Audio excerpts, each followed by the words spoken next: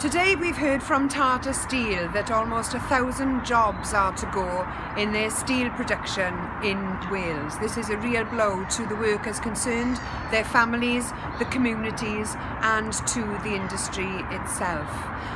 The Labour Party are divided on the question. At a UK level, their leader supports Plaid Cymru's call for part public ownership with the company, but at a Welsh level, the Welsh First Minister has ruled that out. Plaid Cymru says that doing nothing on this question is not an option. The jobs that are dependent upon it, the country's wealth that is dependent upon steel production makes it too valuable an industry to lose. Plaid Cymru's proposals for part public ownership may not be without risk, but the steel industry is in crisis and doing nothing now is not something we are able to contemplate. There is precedent.